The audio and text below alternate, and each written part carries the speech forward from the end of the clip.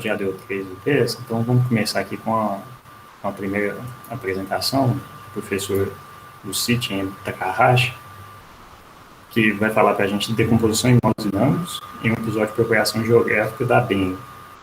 Eu sei se tem 20 minutos, aí quando tiver dado os 20 minutos, eu te dou um alerta para concluir, tudo bem? Tá ótimo.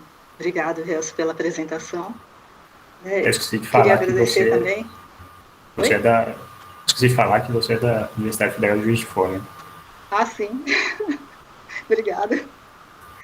Bom, obrigado aí pela apresentação. Né? Obrigado também. Queria agradecer a oportunidade, né, que a comissão organizadora me deu para apresentar um trabalho que a gente está estudando nesse momento.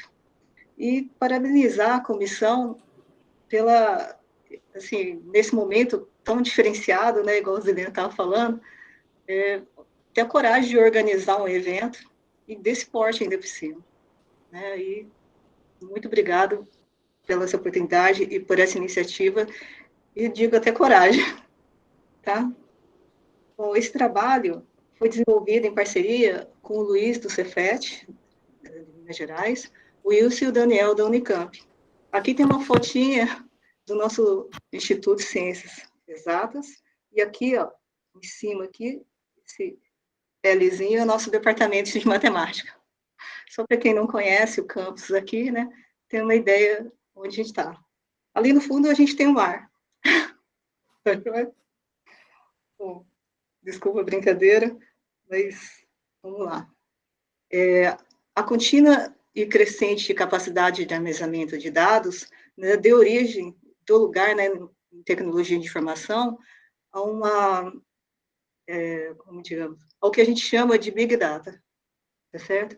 E como são gerados esses dados? Cada vez que a gente liga o celular, dá um like, né, faz uma pesquisa na internet, esses dados estão sendo armazenados e acumulados.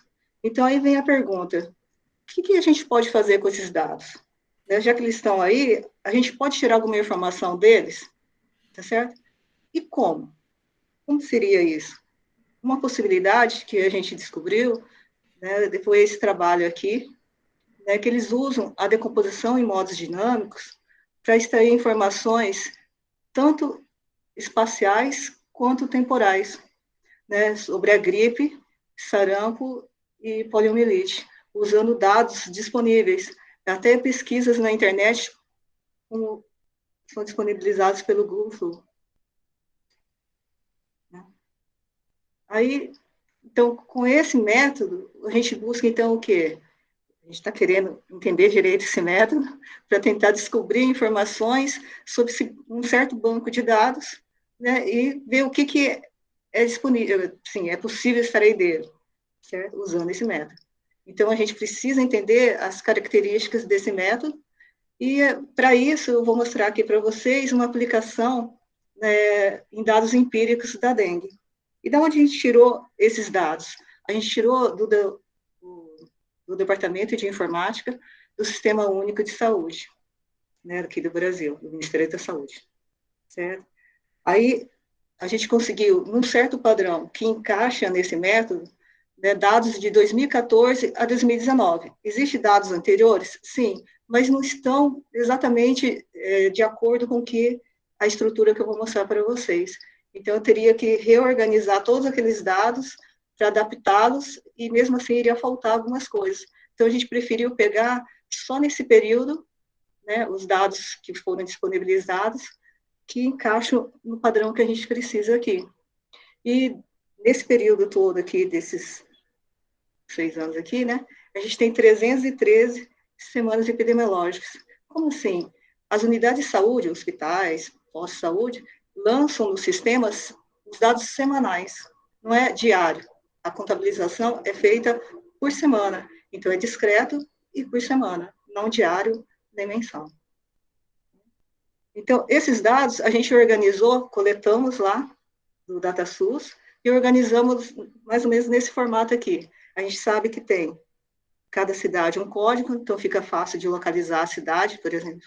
A gente tem 5.570 cidades no Brasil, municípios, né? Então, a gente tem todos os dados de todas essas cidades de 2014 a 2019, por semana epidemiológica. Eu trouxe aqui só algumas cidades, né, só para a gente se localizar aqui a ideia do que a gente está fazendo. Então, a gente monta vetores, e esses vetores são os dados que a gente está chamando de dado espacial instantâneo. Então, nesse instante, na semana epidemiológica 1, a gente tem informações da primeira, segunda, terceira, quarta cidade, até a 5.570. Como assim?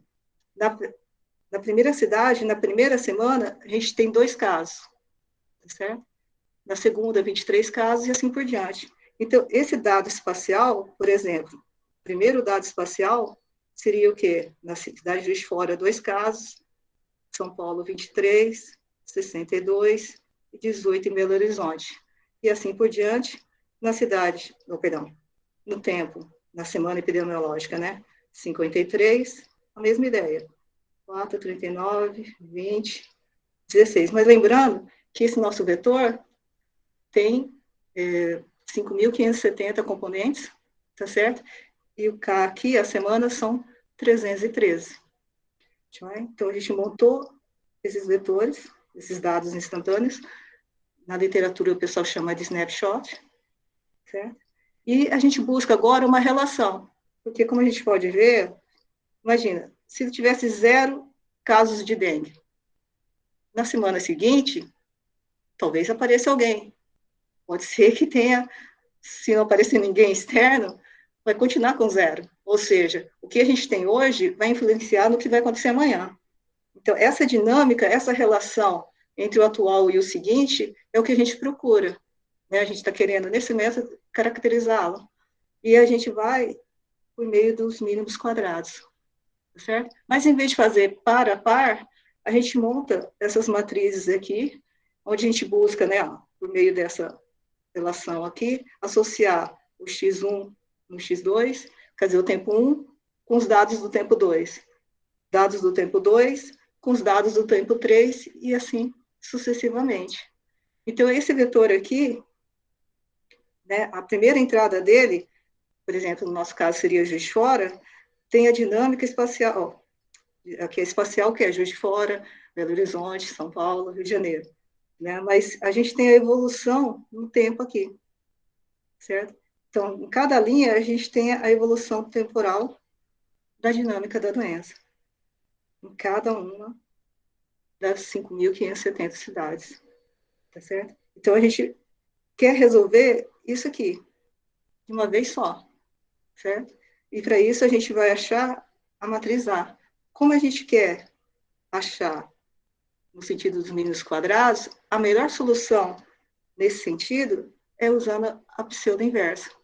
Então, a gente calcula a pseudo-inversa da matriz X1 e a gente obtém, multiplicando naquela equação, a gente obtém a matriz A. Aí, a matriz X1, né, lembrando a carinha dela aqui, 5.570 por 312, né, dados instantâneos, semanas epidemiológicas, certo? Então, a gente pega ela e decompõe ela em valores singulares, né, decomposição em valores singulares. Então, a gente monta aqui uma matriz, 5.000, 5.000, 5.000 por 312, 312 por 312.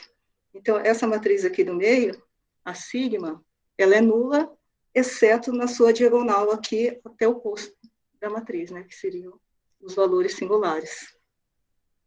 Certo? Então, ao decompor, né, nesses valores aqui, ó, da diagonal, ela é uma quadrada, né, mas quando I igual a J, da matriz sigma, elas estão ordenadas em ordem decrescente. Então, na posição 1 é o maior valor singular da composição, certo? Na posição 2, 2 é o segundo maior, e assim por diante. E vai alinhando lá na matriz sigma. Então, o que a gente faz? Soma todos esses valores singulares e fala, é 100% da minha energia, dessa minha dinâmica, tá certo? Então, esse sistema tem 100% de energia. O que é o 100% de energia dele? É você somar todos esses valores singulares que estão dispostos quando I igual a J, na matriz sigma. Joia? Então, a gente vê aqui, ó. Então, eu pego assim, qual é a energia que eu tenho se eu pegar R valores singulares? Soma e percentualmente é isso aqui. E é o que a gente geralmente faz. Ah, eu quero 95% de precisão. Eu quero 95% de energia, da energia desse sistema. Entende a ideia? Aí, uma vez estipulada aqui a percentagem de energia, ou você quer usar um número fixo aí de valores singulares, você pode escolher isso também. Né? Cada um deles vai gerar um erro, tá certo? Mas uma vez que você estipular uma energia, você vai conseguir obter quantos valores singulares são necessários para você obter essa energia. E uma vez você determinado essa quantidade, você vai e trunca o seu problema, né? Trunca as matrizes nessa escolha aqui, ó. Lembra? Era uma decomposição nesse sentido, tá certo? É como se eu chegasse aqui, ó, escolhesse até o R. Lembrando que aqui tem 5.570 por 312, tá certo? Então, aqui a gente escolheu 157. Então, é como jogasse tudo isso aqui fora, e isso aqui fora, e isso aqui também. Então, a gente diminui muito o número de dados que a gente precisa manipular, trabalhar com eles, certo? E fazendo isso, a gente consegue projetar nessa dinâmica num espaço com uma dimensão menor, o ATIO aqui embaixo, tá certo? E aí, fazendo essas contas, a gente vê uma relação entre a dimensão maior e a dimensão menor. Né? A gente está na dimensão grande, a gente vê, reconhece a dinâmica, escolhe a parte principal dela, o que interessa, e projeta ela, essas informações relevantes, numa dimensão menor. E, por meio dessas relações, a gente constrói a matriz ATIL, nessa dimensão menor, e a gente consegue decompô-la, fazer a autodecomposição dela. Vai? E, uma vez obtidos os autovetores dessa matriz ATIL, a gente define os vetores φ, aqui é a matriz desses vetores, onde eles estão em coluna, né, que tem a dimensão do espaço original. E, por meio desses vetores, esses modos dinâmicos, a gente consegue reconstruir, né, o vetor projetado, em dimensão menor, a gente consegue voltar para o espaço maior. Mas lembra, só carregando as informações relevantes. A gente jogou muita coisa fora, entre aspas, né? Que estavam sobrecarregando o nosso sistema. Certo? Então, a gente tem essa forma exata e essa outra forma de obter esses modos. Esses modos são interessantes porque eles têm 5.570 entradas, né? E tem 312, não, perdão, 157 vetores. Joia? Então, ou seja, ele tem informações, ele carrega as informações de cada uma das 5.570 cidades, né, do Brasil. Bom, aí a gente pega o quê? Você tem o dado original, que é o X1. A gente projeta ele, né, obtendo aqui, ó, no ATIL, né, obtendo o X1 TIL. Mas na dimensão menor, você consegue escrevê-lo com combinação linear dos autovetores, certo?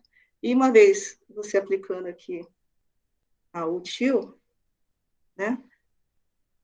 Aqui a gente aplica o util, é bem visual a coisa. Aí a gente consegue definir os modos dinâmicos, tá certo? Então a gente consegue construir os modos dinâmicos. Mas fazendo essa operação, quando a gente tem essa combinação linear, no fundo a gente também tem a x1, ou seja, a gente pegou o x1 til e reconstruiu ele no espaço original, o x1. Né? E usando a recursão, a gente consegue reconstruir todos os outros vetores. Tá certo? Só fazendo a recursão. Bom, eu trouxe aqui uma ideia, né, meio que visual aqui do que está acontecendo. Né? Então, você tem aqui os seus vetores, seus dados. Eles não são contínuos, eles são snapshots, né? São instantâneos. Você olha lá a primeira semana, a segunda, a terceira e assim por diante. O que a gente faz? Existe, a gente sabe que existe uma dinâmica relacionando eles, mas a gente não sabe qual é. E pode ser muito complexo. Então, o que a gente faz? Aproxima por uma coisa linear pelo método mínimos quadrados. Mas a gente pode ver que, às vezes, nem sempre isso é uma coisa muito boa, o resultado. E daí, a gente projeta esses vetores numa dimensão menor. E essa projeção vai carregar as principais informações. Existe alguma coisa que você não pode deixar fora, tá certo? São as principais, aqueles 95% que você carregou na sua energia. Então, a dinâmica desses 95% estão ali, ó, projetados num espaço menor. E é nesse espaço menor que a gente pega a ATIL. Joia? Bom, aqui são os dados, né, empíricos que a gente extraiu lá do DataSUS. Esse daqui é o que realmente aconteceu de 2014 a 2019, nessas 4 cidades. Aí agora aqui, em azul continua sendo o real, né, pelo menos o empírico, certo? E o vermelhinho, os traços vermelhos, são os nossos resultados utilizando aquela técnica, aquele método de decomposição, né, na hora de reconstruir usando os modos. Então, para validação, a gente acredita que a gente obteve um ótimo resultado, né, de erro de máquina mesmo. E aí, os módulos que a gente obteve daquela forma lá atrás, lembra, ele tem uma entrada para cada cidade, mas se você olhar eles todos de uma vez, existe uma dinâmica que ele está descrevendo, e por meio da análise desses modos, a gente consegue determinar a frequência dessa dinâmica, certo? E depois, particularizando, olhando cada entrada dos modos, a gente consegue ver a fase que cada entrada corresponde a uma cidade. Então, a gente consegue ver como é que está, em que fase aquela cidade está em relação à dinâmica da dengue, certo? Tipo, se 2 cidades têm a mesma fase, então elas, vou falar meio assim, né? Elas estão pulsando em relação à dengue. Se aconteceu dengue aqui, vai estar acontecendo aqui também. Ah, essa outra está com uma cor diferente. Pode ser uma fase diferente. Depois explico. É que aí você pode estar o quê? Essa cidade, se essas 2 têm dengue, pode ser que aquela já teve, dependendo da fase, né? Ou ela vai ter. Entendeu? Aí dá para você ver o caminho que a dengue está fazendo.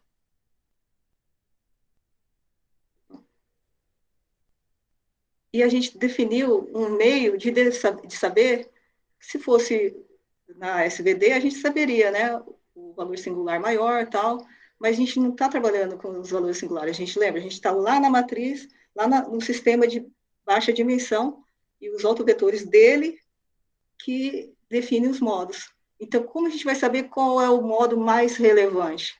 Tá certo? Então, a gente definiu essa fórmula aqui para determinar, né, qual é a maior, qual modo, que tem maior relevância no nosso problema. E a gente plotou aqui o grau de relevância de cada um. Então, aqui, pode parecer que não, mas tem o 157 aí. Tá joia? E este aqui, ó, é o que tem maior relevância comparando com os demais.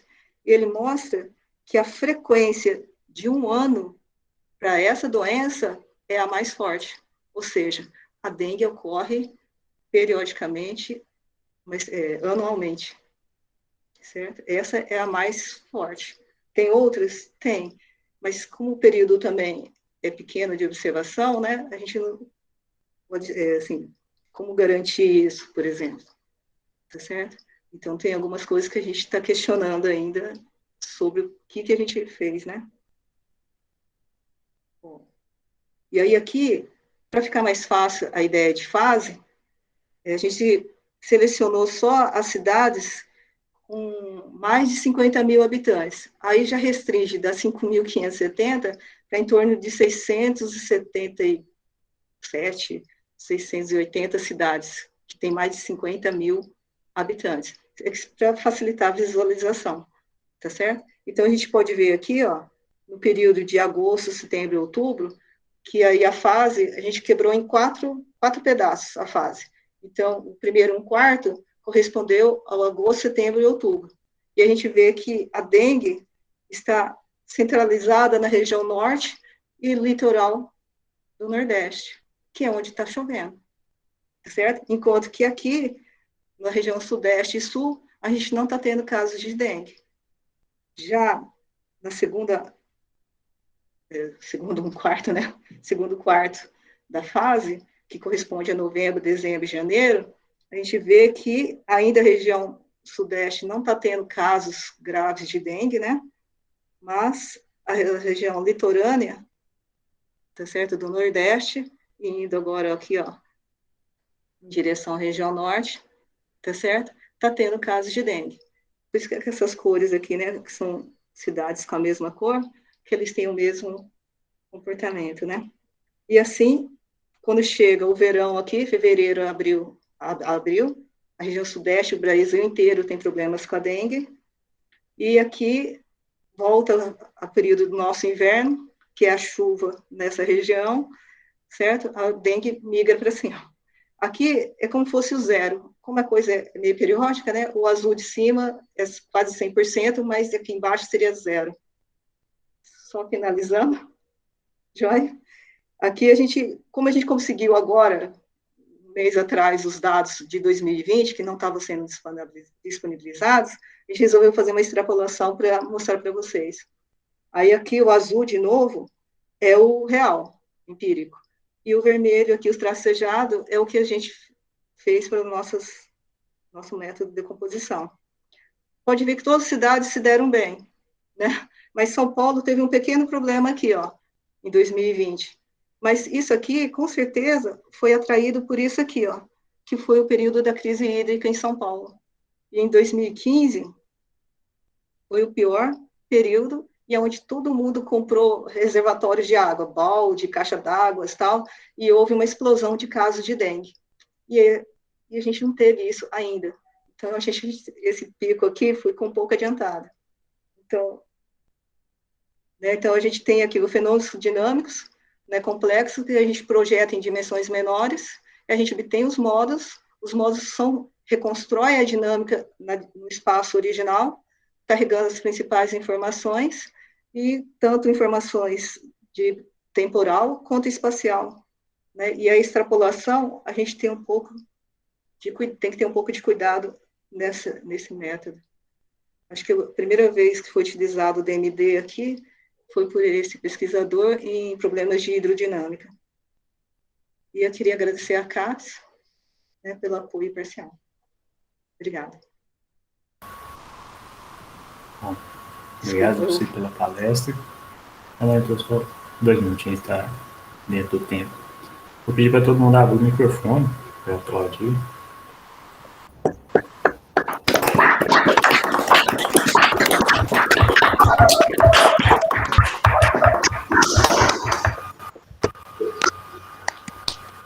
Pessoal, perguntas? Quem quiser perguntar pode manifestar no chat ou abrir o microfone.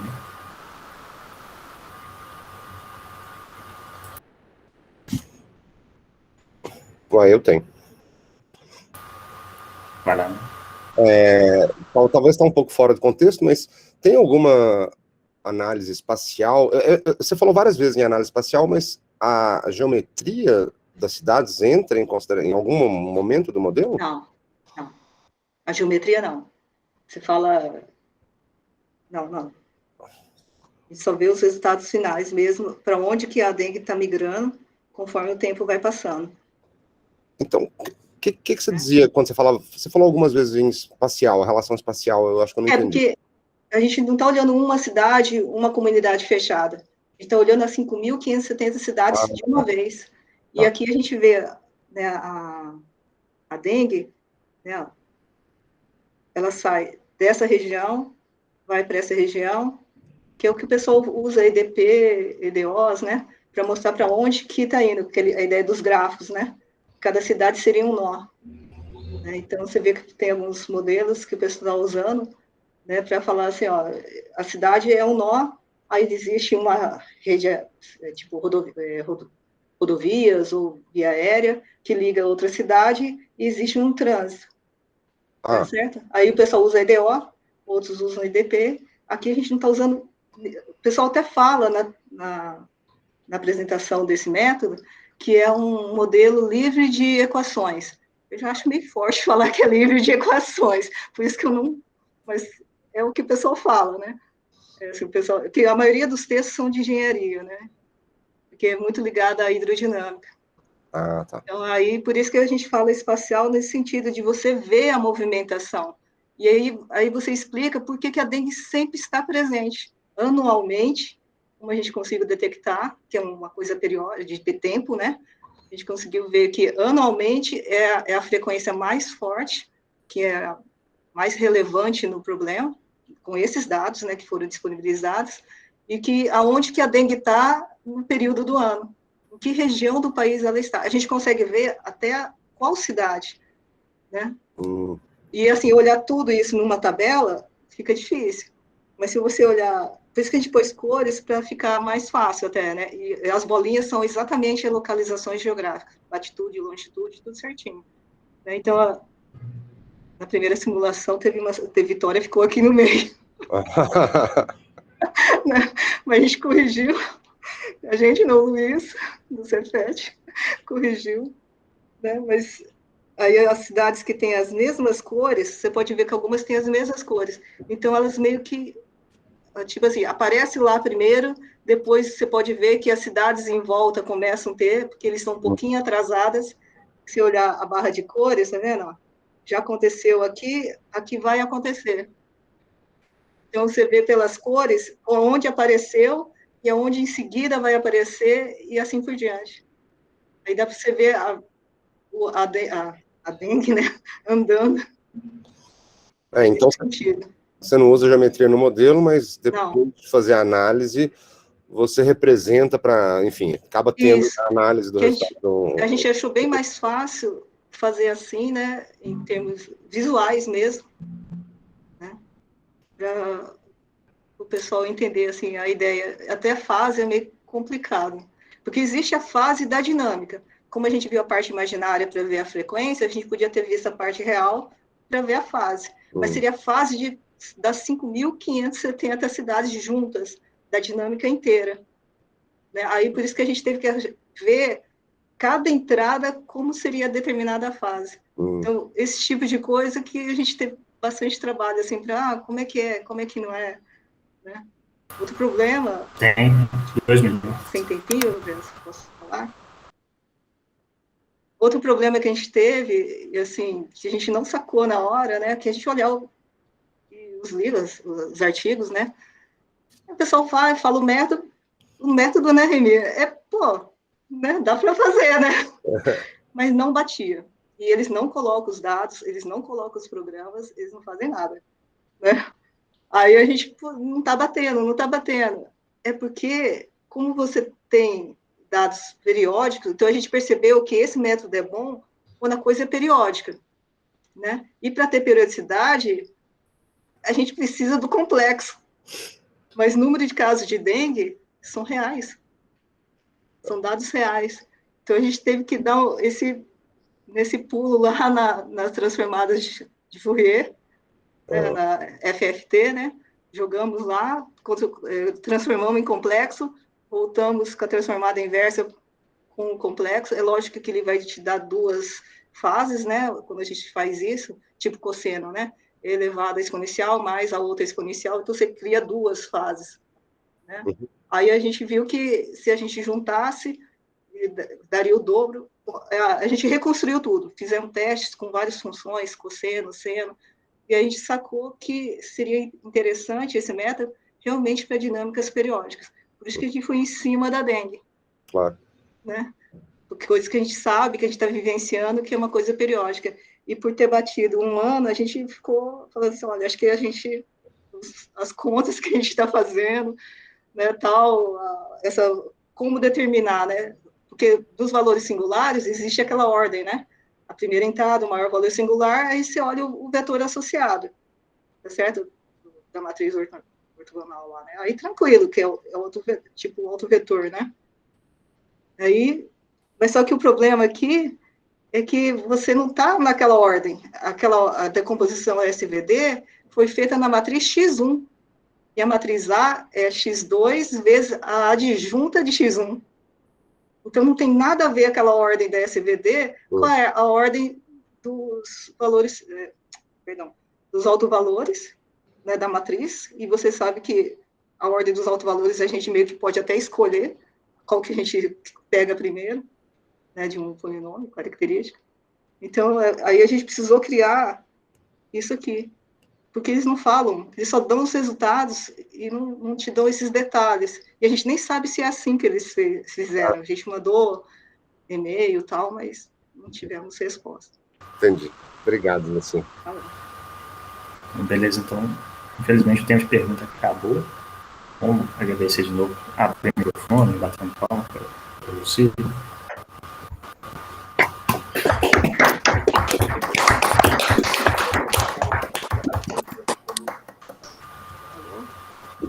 Bom, pessoal, a próxima apresentação é o professor José Paulo Carvalho dos Santos, da Unifal, vai falar para a gente um lema de Barbalá e estabilidade assintótica global para um sistema epidemiológico de ordem fracionária. José Paulo, você tem 20 minutos. Vocês estão vendo minha tela? Então. Então, boa tarde, gente. Primeiro, eu gostaria de agradecer a comissão organizadora do evento, né? Me agradecer o convite. E meu nome é José Paulo, né? Eu sou professor da Universidade Federal de Alfenas, né? E eu vou falar o título da minha palestra vai ser um lema de Barbalat, estabilidade sintótica global para um sistema epidemiológico de ordem fracionária. Então, o objetivo da palestra, gente, é a gente estudar a estabilidade global dos pontos de equilíbrio com o modelo da dengue, né?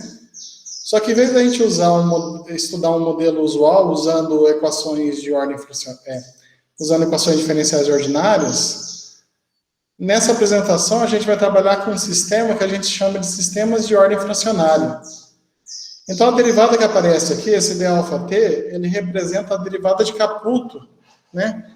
Que é uma derivada de ordem fracionária para alfa entre 0 e 1, né?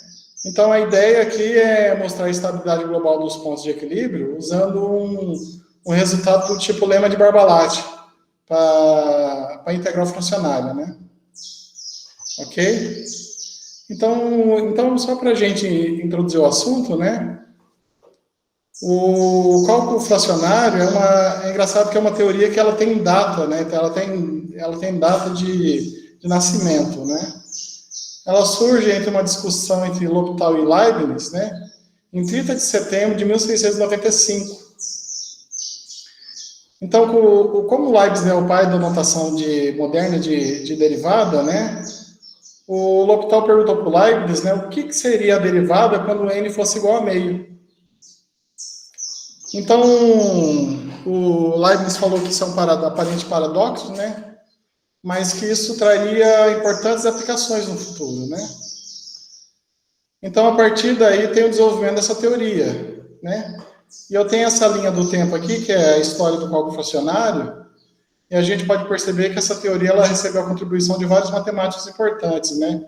Leibniz, Newton, L'Hopital, Euler, Fourier, Lagrange, né? Entre outros, né? Só que nos últimos anos, essa teoria ela tem recebido bastante atenção, né? Ela tem sido bastante usada, porque, num certo sentido, estudar sistemas com ordem fracionária apresenta a vantagem de você inserir memória no modelo, né? Então, aqui eu tenho dois trabalhos, né? Para esse primeiro trabalho do Du e do Wang, né? Que eles usam derivada fracionária, então eles pegam vários fenômenos que envolvem memória, né? E eles mostram que os dados representados por esses fenômenos, eles podem ser bem descritos quando você está usando um sistema de ordem fracionária, né? Então, ele até apresenta uma interpretação física para a derivada fracionária como sendo um índice de memória do sistema. Eu tenho esse outro trabalho aqui do Saedian, né, que ele parte de um modelo epidemiológico tipo SR, né, só que um modelo não marcoviano, né, que é um modelo com memória, e ele consegue relacionar esse modelo não marcoviano transformando num sistema de equações de ordem fracionária com derivada de Caputo, né? Então, em virtude dessa relação com esse tipo de sistemas, né, com a ideia de introduzir memória no modelo, então isso motivou várias aplicações, né? Em virtude disso, a gente criou um grupo de estudo de cálculo fracionário aqui na Unifal, né? Então, aqui é o Evandro, né? O Nelson, que é do departamento de Química, né? Que é do grupo de Química de Colóides, o Claudinei e eu, né? E esse grupo a gente tem estudado, né? Problemas envolvendo derivadas de ordem fracionária. Então, problemas de matemática pura, como resultados de teoremas de existência, né? De estabilidade e também aplicações, né? Então, aqui a gente tem alguns trabalhos aqui, né? E para destacar aqui, por exemplo, tem esse trabalho aqui, o segundo aqui, que é um trabalho feito com o Nelson, que é bem interessante, né? Que a gente estuda um problema de decaimento de luminescência, né? E esse problema, por exemplo, você não consegue descrever ele usando equações diferenciais ordinárias, porque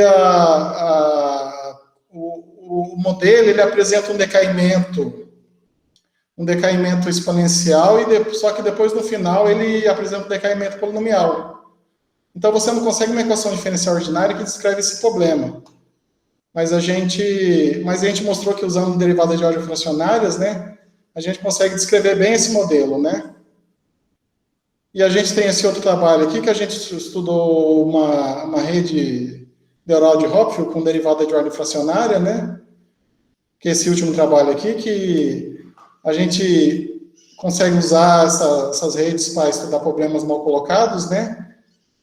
E as redes fracionárias, elas apresentam uma velocidade, né? Bem mais rápida do que a rede usual, né? E aqui tem outros trabalhos que a gente fez, né? Estudando problemas epidemiológicos, né? Com derivada de ordem fracionária, né? Então, só para falar aqui de algumas aplicações, né? Então, para a gente poder se situar aqui nessa palestra, então eu vou denotar por J-alfa de F, né, a integral de ordem fracionária de Riemann-Liouville, né, que é definida desse jeito, como sendo 1 sobre gama alfa, a integral de T0 até T de T menos S elevado a alfa menos 1 de F de S ds, né. Então, com a integral fracionária, a gente pode definir a derivada fracionária de Caputo, né. Então, a derivada de ordem alfa, quem que é? A integral de ordem n menos alfa da derivada enésima de f, né? Para quando o alfa está entre n menos 1 e n, né?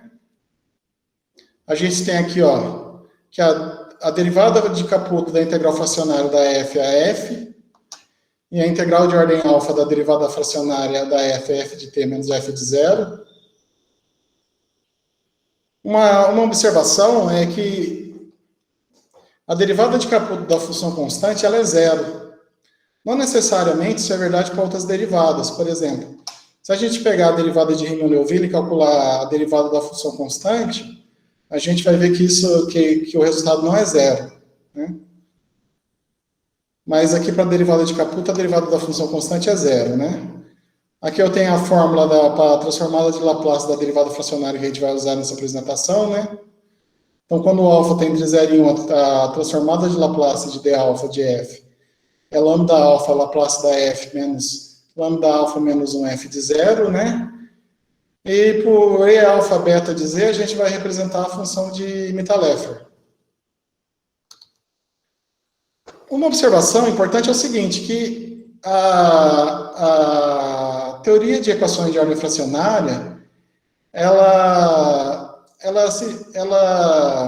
como que eu posso dizer aqui?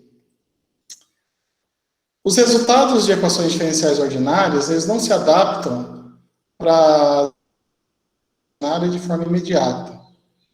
Então, só para a gente entender isso, por exemplo, eu tenho esse primeiro exemplo, eu tenho esse exemplo aqui, que é uma equação simples, né, um problema de valor inicial, né?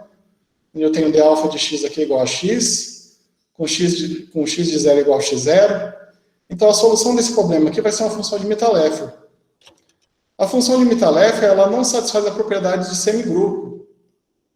Então, sistemas de ordem fracionária, eles não satisfazem a propriedade de fluxo. Então, assim, tentar adaptar os resultados de equações diferenciais ordinárias, como resultados de estabilidade de Lyapunov, né, invariância de La Salle, essa transição não é trivial, né? Então, eu tenho esse trabalho aqui do Pong, que ele comenta sobre isso, né, sobre os sistemas de ordem fracionária, né, as soluções não satisfazer a propriedade de fluxo, né.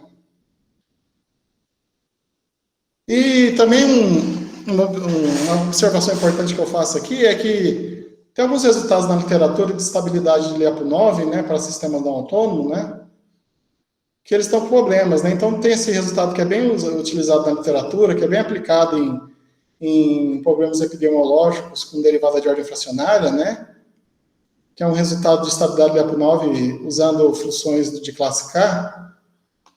Esse é um trabalho bastante usado, só que ele apresenta um erro, né? Então, nesse trabalho aqui do Tuan e do Tri, eles apresentam um contra-exemplo, né, do resultado anterior, né? Então, isso, no fundo, está dizendo que tem vários resultados na literatura que estudaram esse problema da estabilidade do ponto de equilíbrio, que estão errados, né, que estão com problema, né? Eles estão utilizando um teorema com problema. E esse outro resultado que é bastante usado também, que é de Delavari, né, que é um resultado também de estabilidade de Lyapunov, né, para sistemas não autônomos, né, usando, né, funções positivas definidas, né. Esse resultado também apresenta um problema. Ninhu, ele faz um comentário, né, ele mostra que existe um erro, né, na prova desse resultado. Então, isso aqui é para ressaltar assim, que esse problema de você estudar a estabilidade, né, dos pontos de equilíbrio para sistemas de ordem fracionária, ele não é trivial, né.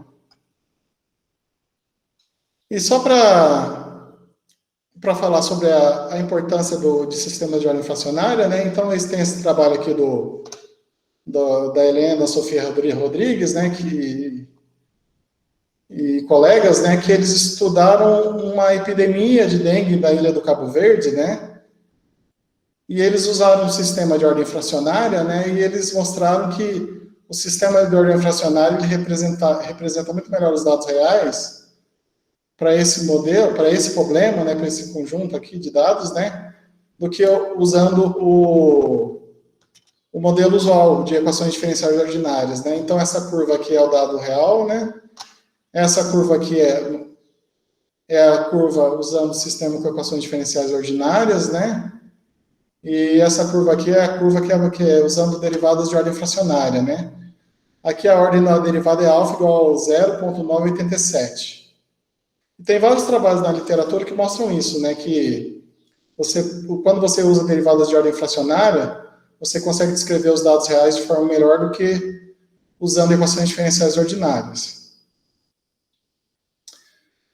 Mas então, né, então eu vou tentar passar uma ideia aqui de como que a gente faz para mostrar a estabilidade global dos pontos de equilíbrio com aquele modelo da dengue, né, que a gente anunciou no começo da apresentação, né.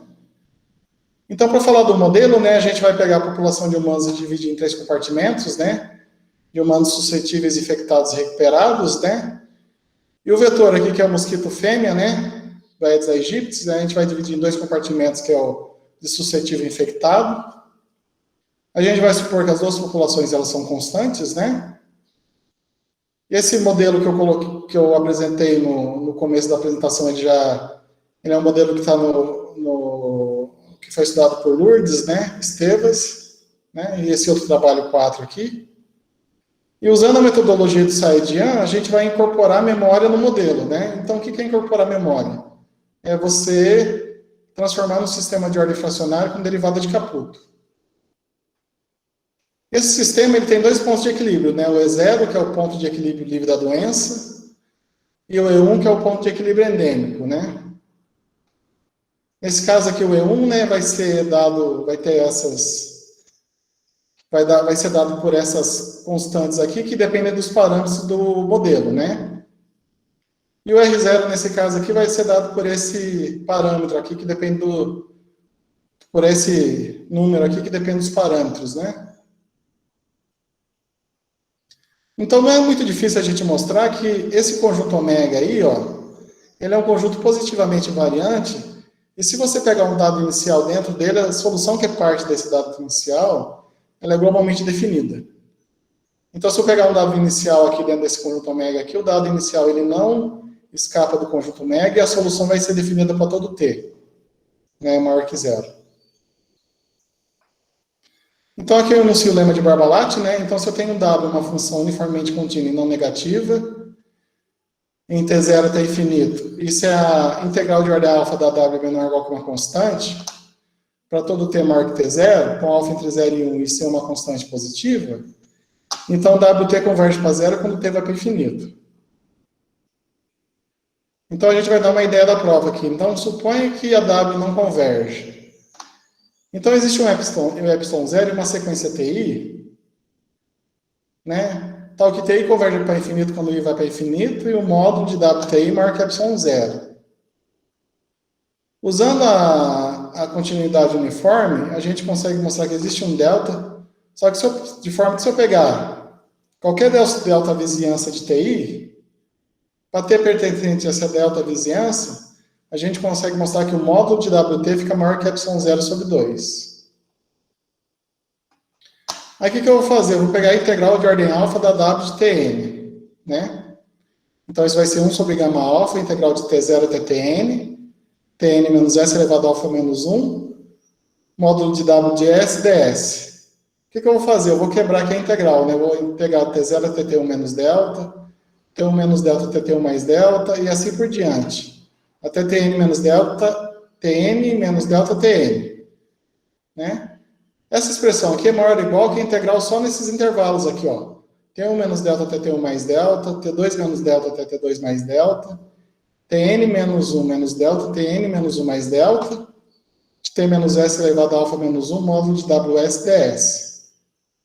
Mas aqui eu vou usar, ó, quando o S está nesses intervalos aqui, ó, o módulo de WS é maior que epsilon 0 sobre 2. Então, isso fica maior ou igual que essa constante vezes esse somatório da integral. Eu resolvo a integral e uso essa desigualdade aqui, ó. Ela é verdadeira quando o alfa está entre 0 e 1. E chego aqui nessa constante vezes n menos 1. E isso converge para infinito quando o tn vai para infinito. O que contradiz o fato da integral de ordem alfa da W ser limitada. Né? Ok, então... Tem esse outro lema aqui que a gente consegue mostrar que as soluções do sistema são funções uniformemente contínuas em 0 e infinito, né? No fundo, a gente mostra que as soluções são funções Holder contínuas, né? E esse lema aqui que aparece no trabalho do Cruz Vargas de León, que seria a derivada do funcional do Lyapunov do tipo Volterra, né? Só que quando eu tenho derivada de ordem fracionária, a gente não tem uma igualdade, que a gente não tem a regra da cadeia, né? Porque a gente tem essa desigualdade aqui. E a gente tem o teorema do valor final, né? Que diz que quando x vai para infinito, o limite de f de x quando x vai para infinito é igual ao limite quando o lambda tende a zero pela direita de L vezes a transformada de Laplace da f. E com isso, a gente consegue mostrar, então, que o ponto de equilíbrio livre da doença, ele é globalmente assintoticamente estável. Então, se o R0 é menor que 1, né? E se o INF para t maior ou igual que 0 de SH é positivo, e o INF de SV para t maior ou igual que 0 de SV é positivo. Então, o ponto de equilíbrio livre da doença, ele é globalmente assintoticamente estável, né? Então, eu vou chamar o SH0 de NH e SV0 de NV. Aí eu vou definir esse funcional L aqui, essa função positiva definida. Quando eu aplico a derivada de ordem fracionária, eu vou usar o lema, aí eu uso né, a derivada das soluções, né? Eu estou supondo aqui que eu estou aplicando o funcional sobre as soluções do sistema e uso e chego, então, em menos W, né? Onde W é essa função aqui, né? Positiva definida, né? Se o R0 é menor que 1. Então, a derivada de ordem alfa da L é menor que menos W aqui. Quando eu aplico a integral de ordem fracionária, eu vou ter que LT menos L de zero vai ser menor ou igual que menos a integral de ordem alfa da W. Então, LT mais integral de ordem alfa da W é menor que uma constante. Então, se eu voltar aqui, ó, então eu consigo mostrar aqui a integral de ordem alfa dessa expressão aqui, a integral de ordem alfa dessa expressão e a integral de ordem alfa dessa expressão é menor que C. Certo? Que é o que eu pus aqui, que eu escrevi, né? Pelo fato do ínfimo ser positivo de SH e o ínfimo de SV ser positivo para ter maior que zero, né? Eu consigo mostrar, usando o lema 2, eu consigo mostrar que essas funções aqui, elas são uniformemente contínuas. Então, como elas são uniformemente contínuas, a integral de ordem alfa delas é limitada, a gente pode usar o lema de Barbalati. Eu tenho, então, que essa expressão converge para zero quando t vai para infinito, essa expressão converge para zero quando t vai para infinito, e de v converge para zero quando t vai para infinito. Só que pelo fato da SH e SV ser limitada, eu tenho então que o S de H converge para o SH0, que é o N de H, né? O SV converge para o SV0, que é o N de V, e o I de V vai para zero. Para eu finalizar a prova aqui, eu preciso mostrar o quê? Eu preciso mostrar que o I de H converge para zero e que o RH converge para zero. Mas o que eu vou fazer aqui? A ideia é eu ir nas equações, né, e usar o teorema do valor final. Então, aqui, usando o teorema do valor final, ó, por exemplo, a gente consegue mostrar que o limite, quando t vai para infinito, da derivada de ordem alfa da I de V, isso é zero. Usando isso, a gente consegue mostrar, então, que o limite, quando t vai para infinito, da I de H é zero. E se eu pegar a última equação aqui, aplicar a transformada de Laplace e isolar o R de H, se eu fizer o teorema do valor final aqui, o limite quando o lambda tende a zero de lambda Laplace de RH, isso aqui vai ser zero. Isso quer dizer, então, que R de H de t converge para zero quando t vai para infinito. E aí, então, a gente consegue mostrar, então, que o limite, quando t vai para infinito, né, das soluções do sistema converge para o ponto de equilíbrio livre da doença. Note que isso aqui não depende do dado inicial, né? Certo? Então, a estabilidade vai ser global, né? E para o ponto de equilíbrio endêmico, né? Basta a gente pegar essa W aqui como sendo esse funcional e usar o mesmo argumento, um argumento similar. Tá? E era isso que eu tinha para falar, gente. Beleza, obrigado pela palestra, José Paulo. Pessoal, tá me ouvindo? Obrigado pela palestra. Vamos abrir o microfone para agradecer.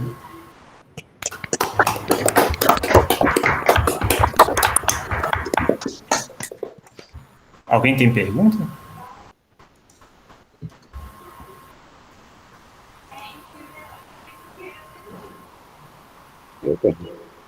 É mim?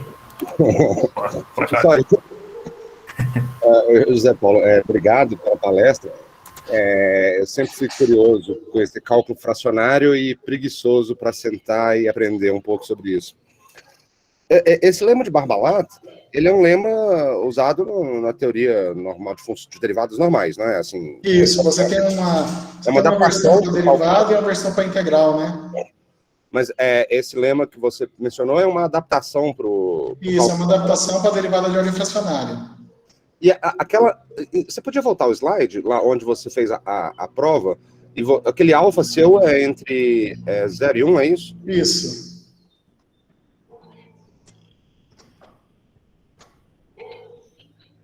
Aqui, isso. Isso. Qual página? Não, é essa que você estava mesmo. Isso.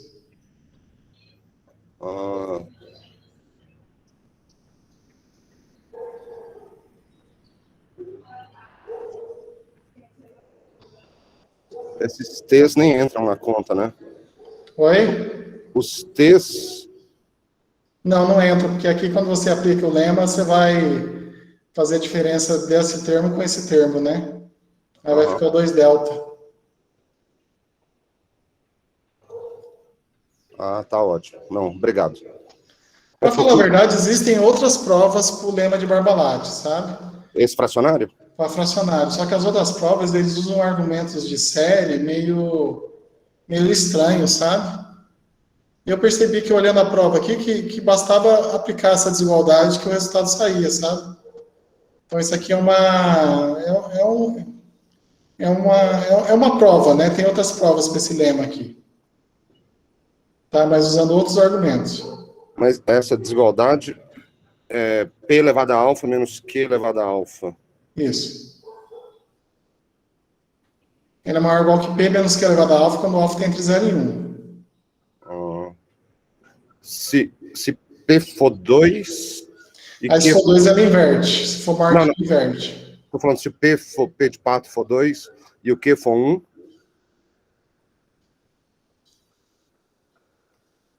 Oi? Se o P de pato for 2 e o Q for 1, isso parece que aí ficaria raiz de... Vamos supor que o alfa é igual a meio. Entendi. Aí ficaria raiz de 2 menos 1. Menos 2 maior que 1. Raiz de 2 menos 1, né? Raiz de 2 menos 1. Ah, entendi. Preciso verificar essa desigualdade. É porque, geralmente, a diferença de duas... Vamos supor que a alfa é meio de duas raízes, ela é proporcional à distância dividido pela raiz.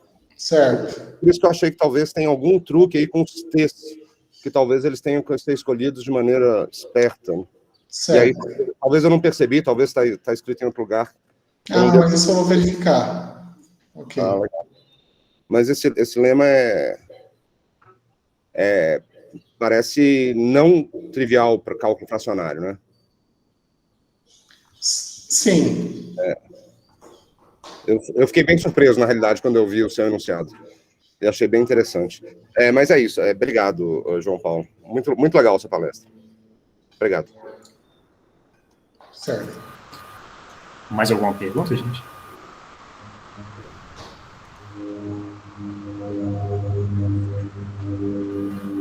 Bom, então vamos agradecer novamente, José Paulo.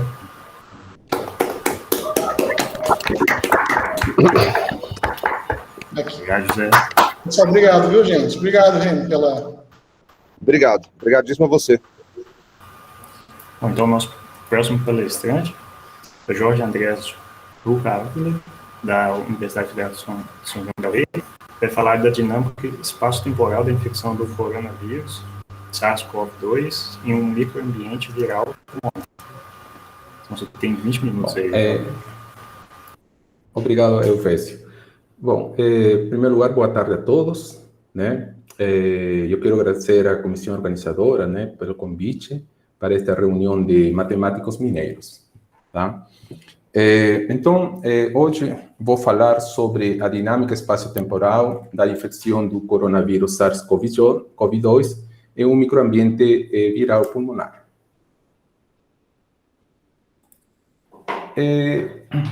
A gente vai desenvolver a introdução, vamos falar um pouco sobre a pandemia da Covid-19, trabalhos pioneiros em virologia, a virologia matemática, depois a matemática aplicada na Covid-19, vamos apresentar alguns modelos epidêmicos e modelos da dinâmica viral, né, do SARS-CoV-2. E uma proposta de um modelo matemático, né, vamos falar um pouco sobre a fisiopatologia do SARS-CoV-2, o domínio, né, e a proposta de um modelo, tá bom? Bom, gente, a pandemia da Covid, né, estes são dados coletados dia 7, né, de setembro. Aí temos uma situação global da pandemia, né, todo mundo está ao tanto disso. Os casos confirmados até o dia 6 foram 220.904.838 casos confirmados de Covid, e mortes 4.570.000 1.946 óbitos, né? Esses são os dados da Organização Mundial da Saúde. No Brasil, a situação não é diferente, né? Temos aqui os casos confirmados até o dia, como falei, até o dia 6, né?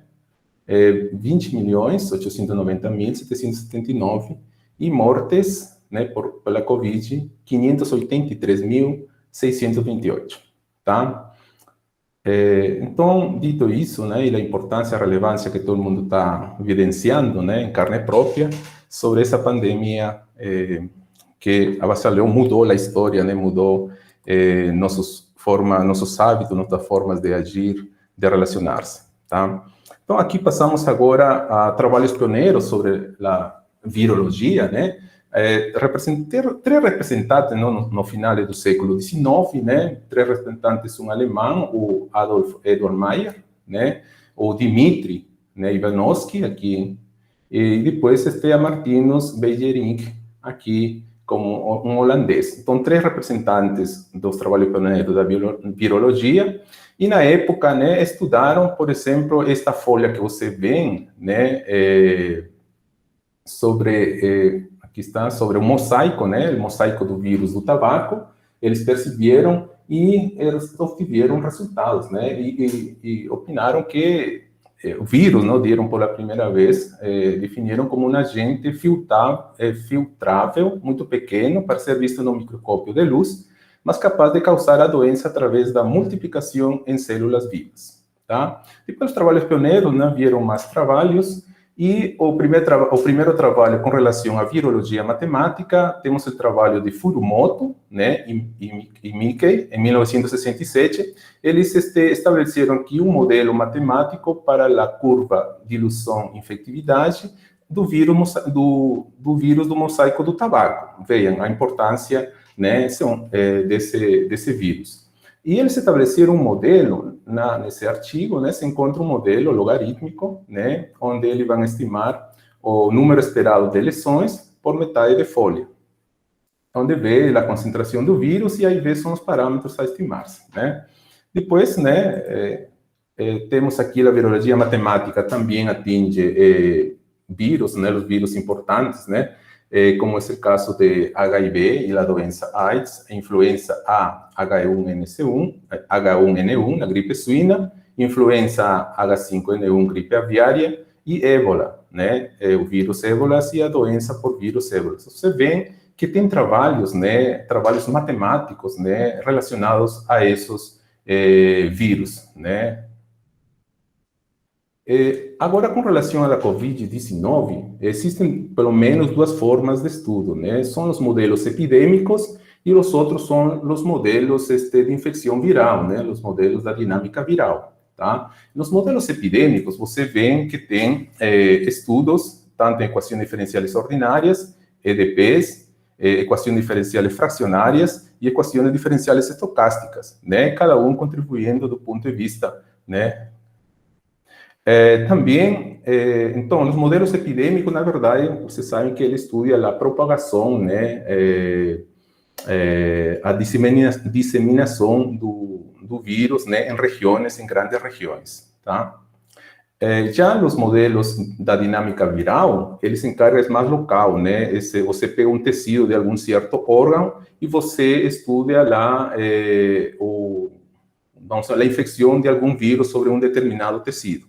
Tá? Também temos trabalhos em equações diferenciais ordinárias, né, EDPs, e aqui também tem uma mistura em EDPs e equações diferenciais estocásticas, tá? Muito bem. Muito bem. Antes de fazer a modelagem, né, uma modelagem proposta, vamos falar um pouco sobre a fisiopatologia do SARS-CoV-2.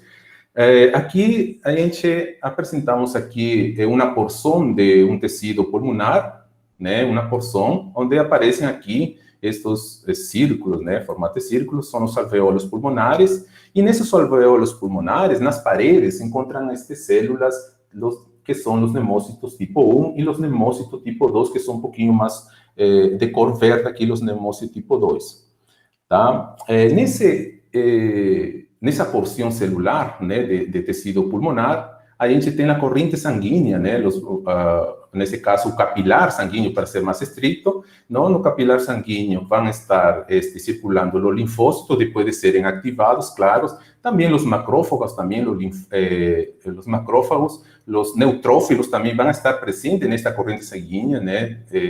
E também observamos aqui que os macrófagos, estes macrófagos que estão aqui de cor amarela, gente, eles estão tanto no septo intervalar, o septo intervalar é um tecido conjuntivo, né? Então, eles estão à espera de qualquer patogênico que entre aqui no lumen aqui do alvéolo pulmonar, eles estão prontos para erradicar através de fagocitose, tá bom?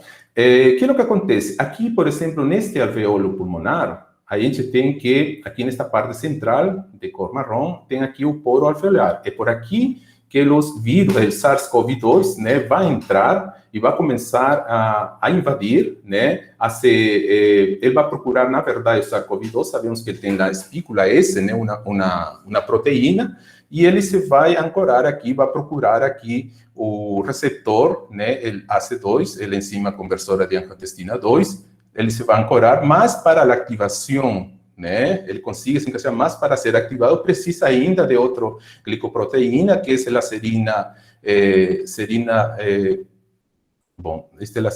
proteases transmembranar 2, né? Então, ele precisa de essas duas glicoproteínas para poder se ativarem, tá?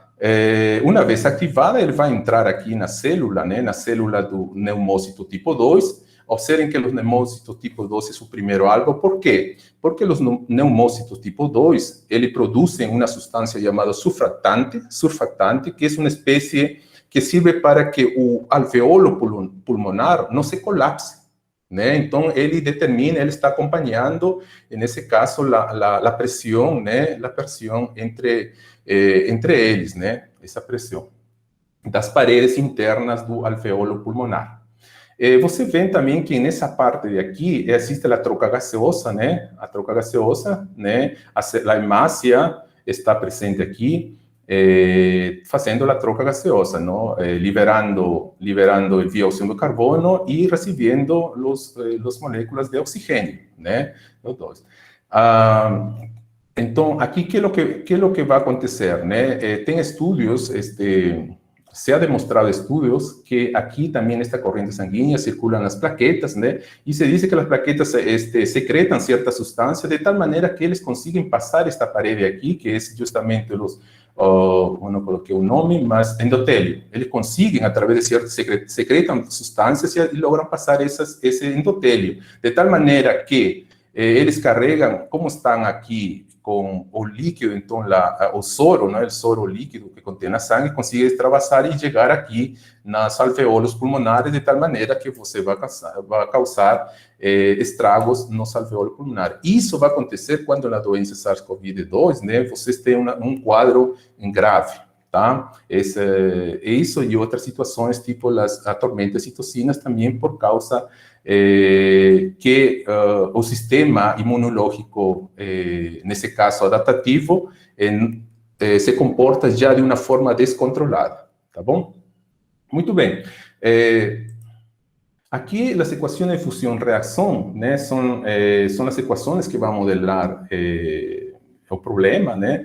Começamos com a equação balanço de massa, então, a massa acumulada é igual ao fluxo líquido menos a massa líquida, aqui a massa produzida, né, que é a massa líquida, que seria a diferença da massa gerada menos a massa consumida.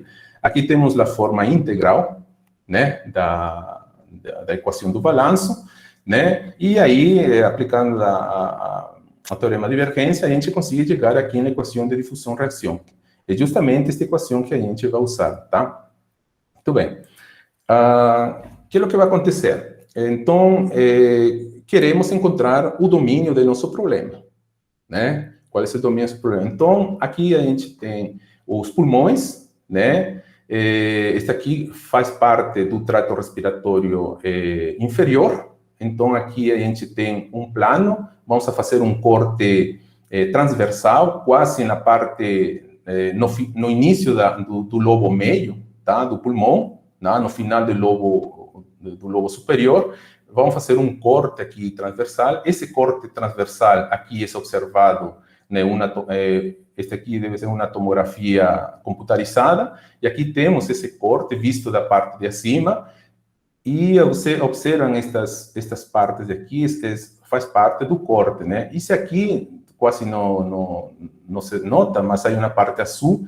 Essa parte azul, essa porção diminuta do pulmão, a gente amplia aqui, tá? Amplia neste quadro C. E neste quadro C, observem que a gente vai encontrar aqui os bronquiolos respiratórios, né? Os bronquiolos respiratórios, vamos encontrar os ductos alveolares, os sacos alveolares e os alvéolos, né? Aqui distribuídos aqui.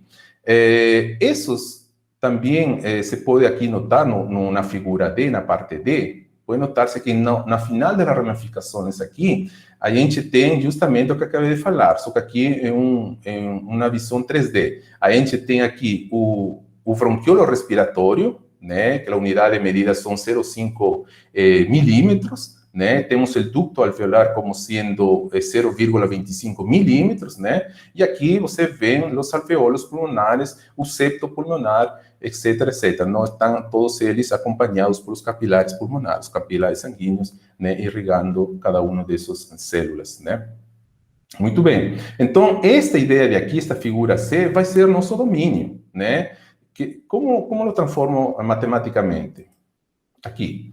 Então, o que é o que eu vou considerar? Né? Então, isso aqui seria um microambiente viral pulmonar. Um microambiente viral pulmonar, né, é uma porção, temos visto, né, uma porção do pulmão, né, de uma secção transversal, no qual vai acontecer todas as interações entre o vírus, entre o sistema imunológico e os fatores, né, las interleucinas, los macrófagos. Então, vão estabelecer uma relação, de tal maneira que é importante aqui frisar, né, para nosso estudo, ele vai ser considerado como um contínuo, tá? Esta parte branca aqui dentro do interior do retângulo vai estar dado por OME1, e OME1 vai ser o tecido epitelial. O tecido epitelial está formado pelos neumócitos tipo 1, tipo 2, tá bom?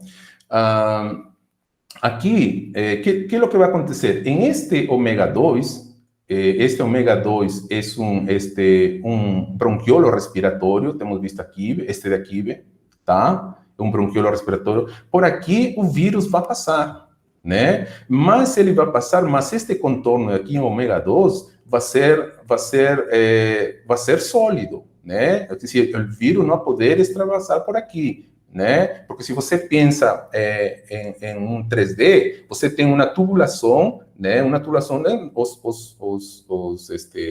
SARS-CoV-2 não consegue atravessar essas células do tecido conjuntivo ou epitelial, né? Tecido epitelial. Mas aqui, em estes dois, ômega 3 e ômega 4, então aqui temos os ductos alveolares, justamente nos ductos alveolares, o SARS-CoV-2 chega ali, e aí sim ele vai começar a se espalhar, né? Se vai espalhar sobre o tecido alveolar, né? Formado pelos neumócitos tipo 1, tipo 2, tá? Muito bem. Agora, vamos a considerar algumas restrições do problema, tá? O paciente é sintomático, os sintomas do paciente vão do moderado para o grave, tá? Então, que se é um quadro, que se o paciente não se está recuperando, talvez, em alguns casos, seja em questão de 12, 13 dias, nesse estado o paciente ainda se recupera, né? Não são considerados células com memória durante a doença, embora os linfócitos T, os linfócitos T, CD8, que vão ser considerados no nosso modelo, embora eles, na sua expansão clonal, eles consigam produzir células de memória e células efetoras, porém, as células de memória não vão ser consideradas, porque senão também seria um estudo mais posterior, porque também o modelo exigiria muitas outras variáveis. O SARS-CoV-2 está no trato respiratório inferior, já foi falado. O modelo se inicia quando o vírus SARS-CoV-2 ocupa o bronquiolo respiratório e os ductos alveolares do pulmão. O microambiente viral pulmonar, como já falei, é considerado como um domínio contínuo e heterogêneo, onde acontecem as interações das variáveis envolvidas. Embora o domínio aqui seja contínuo, mas é isotrópico, tá? Então, vamos aqui a seguinte. As variáveis envolvidas no problema, estamos considerando aqui a densidade do SARS-CoV-2, né? Estamos considerando aqui a densidade dos pneumócitos de tipo 1 e 2, né? Como parte das células infectadas, as células que vão a ser vão a servir de hóspede, né, para os vírus. Temos a densidade dos macrófagos. Os macrófagos, como já falei, eles estão sempre presentes no tecido aqui no septo intervalar, eles estão presentes aqui nesse tecido conjuntivo, e quando há ataques, eles ingressam aqui através do epitélio, né, do alveolo pulmonar, ingressam para destruir e fagocitar corpos estranhos, né? Então, também aqui a densidade do linfócito TCD8+, né, como parte do sistema imunológico, né, e aqui a concentração de interleucina 6. Eu considerado estas variáveis porque, segundo revisão de literaturas, he encontrado que estes elementos que estão aqui, estas variáveis, fazem parte, né, do desenvolvimento da infecção do SARS-CoV-2. Ou seja, não são aleatórios, eles fazem parte. Existem também, o estudo atualmente, vocês sabem, está em aberto, tem muitas coisas mudando, então pode que, claro que estas variáveis vão aumentar, com certeza vão aumentar, inclusive aqui eu estou sentindo falta, né, por exemplo, das quimiocinas, né, que os macrófagos secretam as quimiocinas, e as quimiocinas vão ativar outros tipos de células, entendeu? Talvez os linfócitos, né, os linfócitos TCD4 e também os linfócitos B, né? Os linfócitos B, é claro que este modelo aqui, que vou mostrá-lo, não está todo completo, gente, então é uma proposta, né, porque no meu modelo não é considerado, por exemplo, a participação das células B, que eles são os responsáveis por a criação dos anticorpos, né, a imunoglobulina G e a imunoglobulina M, né, que faz parte, né, em testes sorológicos, né. Bom, aqui então, tem um minuto. A densidade do SARS-CoV-2, então vou explicar somente duas equações, tá? A densidade do SARS-CoV-2, gente, temos aqui a equação de difusão de razão. O vírus é randômico, sim, porque é considerado um espaço, o domínio espacial, então eles têm movimento randômico, então aparece aqui o fluxo, né, o fluxo aqui com o gradiente do vírus. Aqui a produção líquida, ele não apresenta, o vírus não apresenta fluxo quimiotático nem apitótico, tá? Não apresenta isso. A produção líquida está dada por, nesse caso, os pneumócitos, né? Os pneumócitos vão aumentar aqui, esta aqui seria a massa gerada, né? Vão aumentar aqui a massa dos vírus, e aqui, obviamente, o vírus vai ser atacado, então vai cair, mas também estes aqui são os linfócitos CD8, também vão contribuir para a morte, né? Para o consumo da massa do vírus, né? Aqui, a equação, esta última equação, só um momentinho, densidade dos macrófagos, né? Os macrófagos, como eu falei, tem uma equação de fusão-reação, porém, os macrófagos, eles se apresentam esses três tipos de fluxos, randômico, quimiotático e apitotático, tá? Dessa natureza, e a produção líquida dada por essa equação, tá bom? E assim, dessa forma, consigo também a concentração da interleucina 6, a densidade do linfócito TCD8, né, e densidade dos linfócitos tipo 1 e tipo 2. Aqui é importante frisar que, nesse caso, a taxa de variação dos neumócitos, né, como eles servem tipo como se fossem a matriz extracelular em tumores, a matriz extracelular, por certa substância, ela se degrada quando você tem as células cancerígenas, eles segregam certas substâncias, certos fatores, de tal maneira que se degradam. Da mesma forma, vai acontecer com os tecidos alveolares, o tecido pulmonar, da mesma forma, devido a esta taxa de degradação. Então, todas juntas as equações estão aqui, não é considerado solamente 5. Essas 5 equações apresentam 15 parâmetros para determinar, tá bom, gente? nesse trabalho é utilizado 3 papers, né? Principalmente 3 papers, claro que usa outros, só que 3 papers fazem parte desse trabalho, né? E temos aqui um trabalho, como falei, do glioblastoma multiforme, um trabalho aqui de multicelular, espaço-temporal multicelular multiscala, né? Para estudar influenza e combinação aqui com SARS-CoV-2. E aqui o trabalho de uma infecção, de modelagem também de uma infecção, da dinâmica viral SARS-CoV-2, dessa infecção, também aqui onde estuda sistema de O. Tá? Eu acho que estamos com o tempo. Muito obrigado. Obrigado, Jorge. Pessoal, vamos abrir o microfone e agradecer.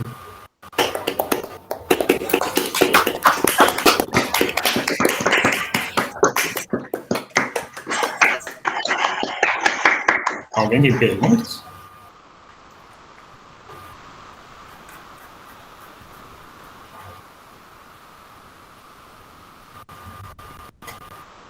Nenhuma pergunta, pessoal? Reni, aí? Eu tô aqui, sim, mas tinha muita biologia para eu conseguir fazer uma pergunta.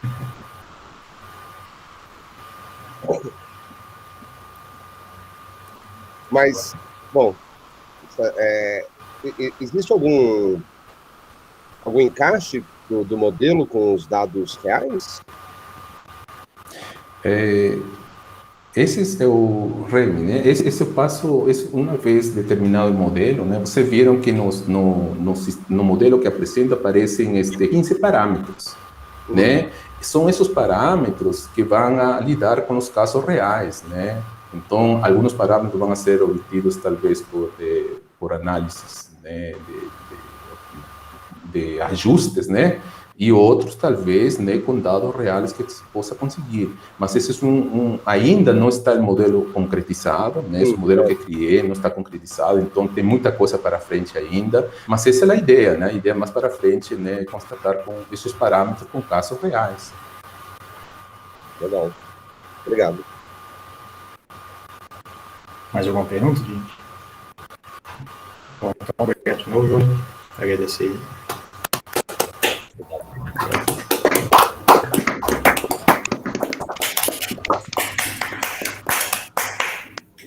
Vamos lá então, gente. Tá na hora, né? Tá na hora. O próximo palestrante, Ricardo Takahashi, professor da UFMG, vai falar da crônica da construção de um modelo da Covid-19. Ricardo, você tem 20 minutos aqui. Ok, obrigado. Então, primeiro, agradeço a comissão organizadora, agradeço ao público que está assistindo, né? Boa tarde a todos. A ideia do que eu vou falar hoje se trata de um modelo que a gente veio construindo aí ao longo desse processo de acompanhar a evolução da Covid, né, e meio que em tempo real.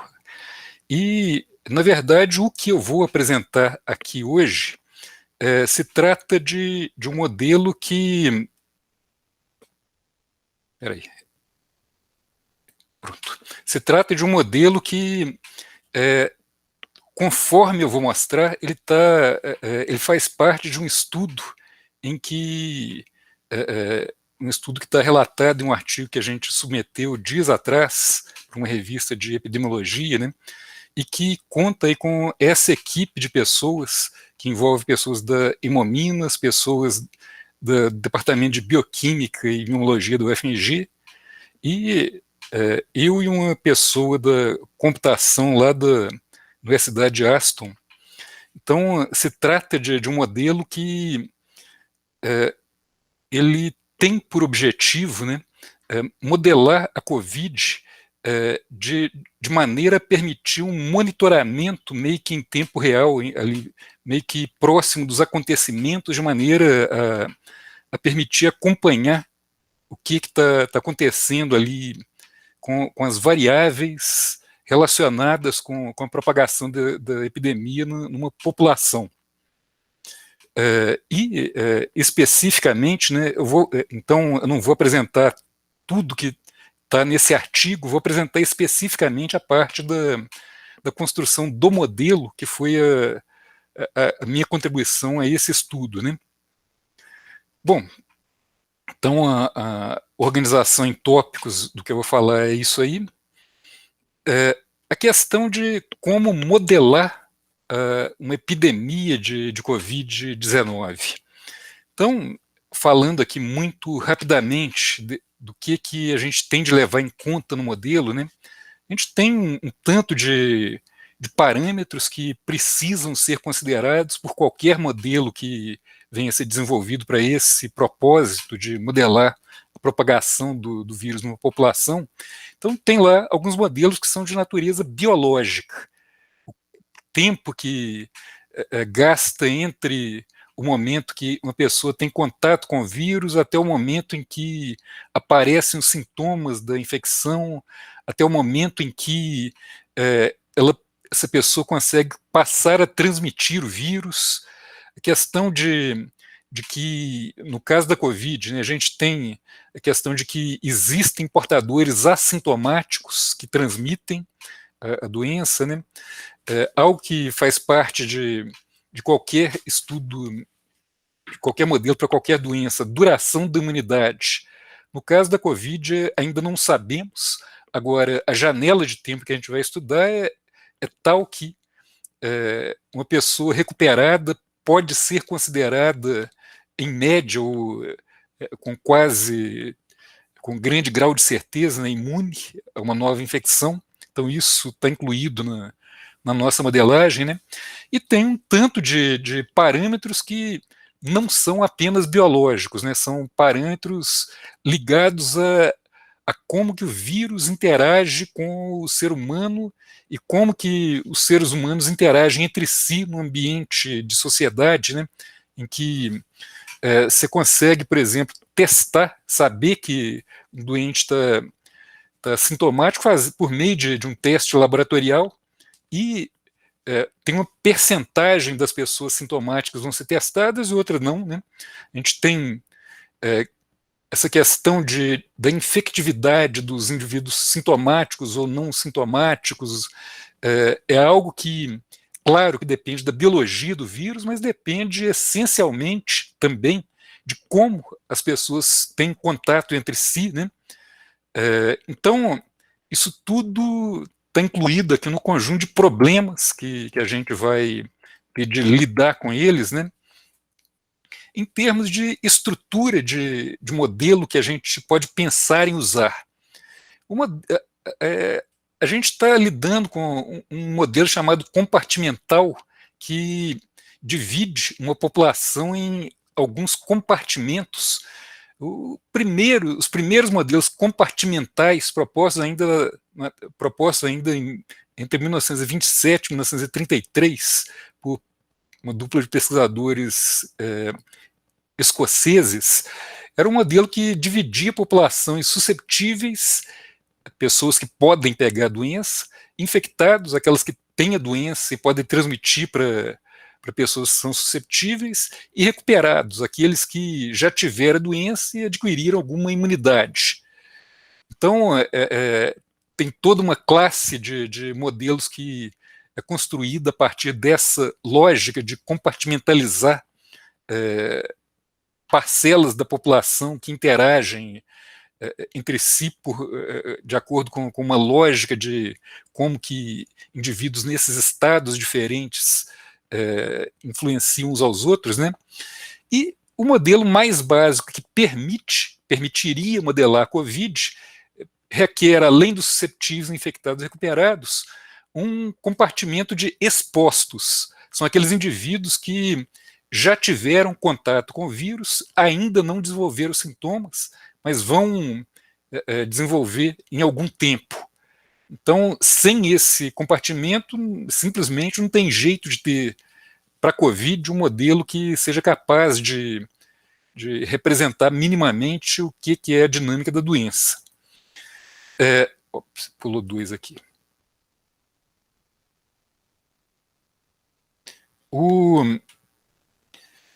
Entretanto, né, aqui, esse modelo que a gente mostrou aqui, que é o mínimo necessário para permitir a modelagem da doença, não é um modelo exatamente capaz de a gente ligar com os dados da realidade porque, na realidade, os dados da realidade, né, no caso da Covid, por exemplo, a gente tem a testar uma doença de notificação obrigatória quando verificada, então as pessoas que são testadas, a testagem é positiva, isso tem de ir para uma base de dados do governo, né, uma base de dados do Ministério da Saúde, só que nem toda pessoa com sintomas é testada.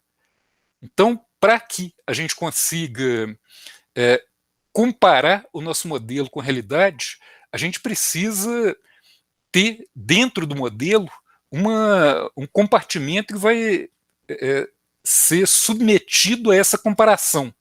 Então a gente divide os infectados entre reportados e não reportados, supondo aí que haja uma proporção entre uma coisa e outra. A gente vai discutir isso um pouquinho mais à frente. Uma outra coisa que também é medível seria o número de casos fatais. Então, isso a gente também vai colocar no modelo que a gente vai construir de uma maneira indireta, mas vai fazer parte do que a gente usa para sintonizar o modelo, né? E a gente tem aí, é preciso dizer que existe na literatura uma variedade grande de outros modelos, né? Então, por exemplo, que grande parte da literatura adota, separar infectados sintomáticos de assintomáticos. Ao fazer isso, né, a gente passa... Então, vão notar aqui que depende muito das condições de cada sociedade a gente saber o que a gente consegue medir, né? Em determinados países, os infectados sintomáticos a gente pode considerar que são todos medidos. Então, um modelo como esse aí poderia ser usado para ligar o modelo à realidade se a gente tivesse um desses países. Não é o nosso caso, assim como não é o caso nos Estados Unidos, assim como não é o caso em diversos países por aí. Então, um modelo como esse que eu estou mostrando aí serviria nessas circunstâncias, e é claro, é um modelo mais preciso, que agrega algum tipo de detalhamento a mais do que está acontecendo de fato, mas que a gente tem de ponderar a complexidade do modelo a ser construído com a possibilidade da gente construir aquele modelo e referenciá-lo aos dados reais, né? No nosso caso, seria muito difícil a gente fazer uma estimativa desse tipo. Medir, por exemplo, infectados assintomáticos.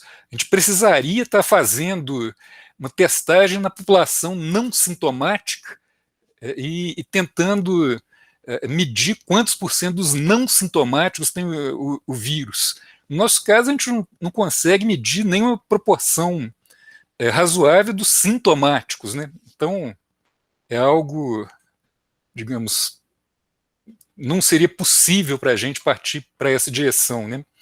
E aí é possível colocar outros detalhes. É claro que infectados sintomáticos, se ele está na sociedade, andando nas ruas, ele propaga o vírus de um jeito, se ele está hospitalizado, ele propaga de outro jeito.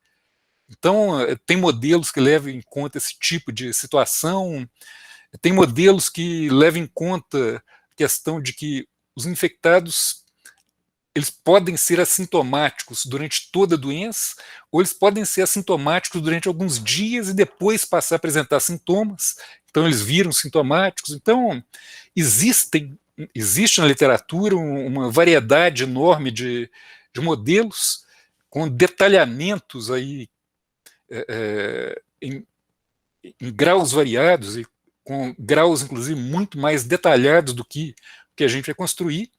Em grande parte dos casos, eu diria a maioria dos casos, né, esses modelos hiperdetalhados são bons para se estudar o que qualitativamente seria possível de se esperar dada a natureza da epidemia, etc. Mas à medida que aumenta o número de parâmetros do modelo, né, vai ficando mais difícil de alguma maneira, ancorar o que seria o modelo nos dados da realidade. Então, passam a ser modelos que têm interesse exclusivo ali de permitir análises qualitativas, sem um interesse em acompanhar os dados da realidade, né? Bom, então, vamos falar aqui do modelo que a gente está propondo. O modelo que a gente está propondo beta, aqui deixa eu pular para frente aqui 2 passos, só para falar primeiro aqui do modelo. O modelo é isso daqui, é um modelo que tem lá os compartimentos suscetíveis, expostos, infectados, reportados, infectados não reportados, né, e os recuperados. É um modelo aí que tem 4 equações, então, de compartimentos. O 5º compartimento a gente subtrai do total da população, tem lá uma variável que acumula o total de casos.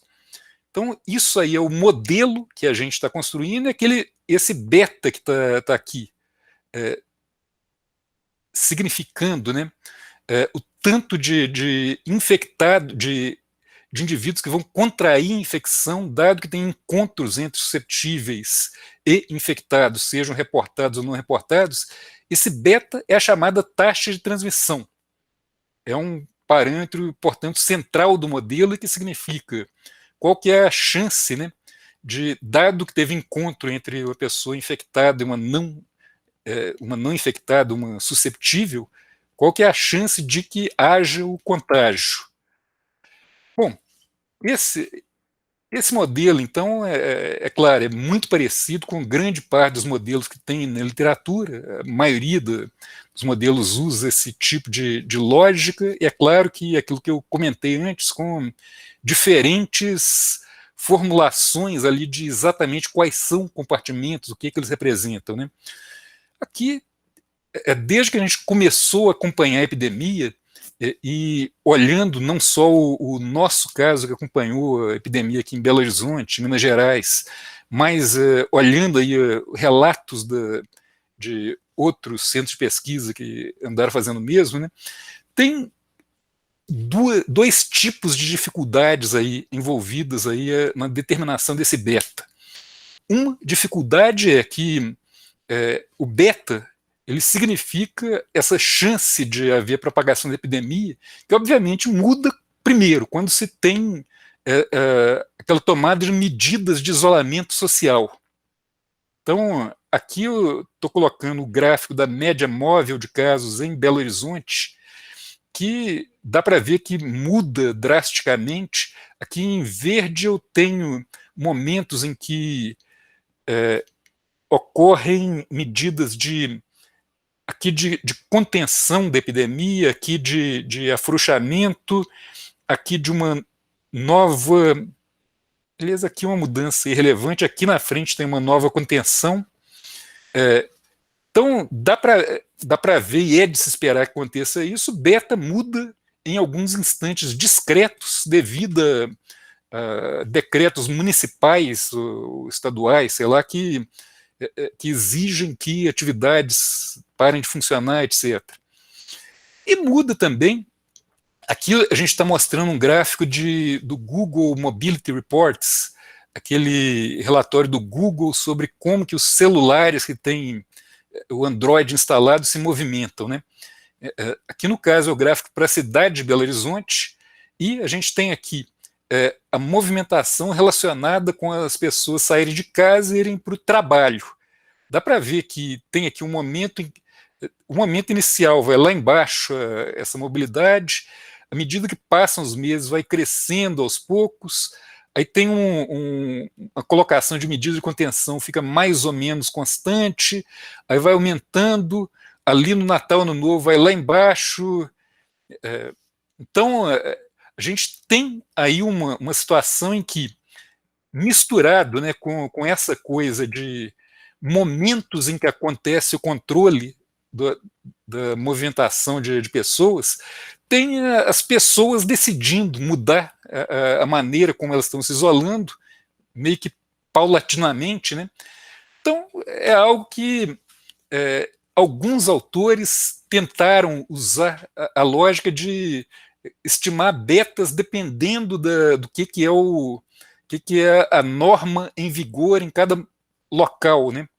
Isso, é claro, para países que vão lá e decretam um lockdown e garantem, né, e põem medidas para impor que esse lockdown ocorra, isso faz sentido.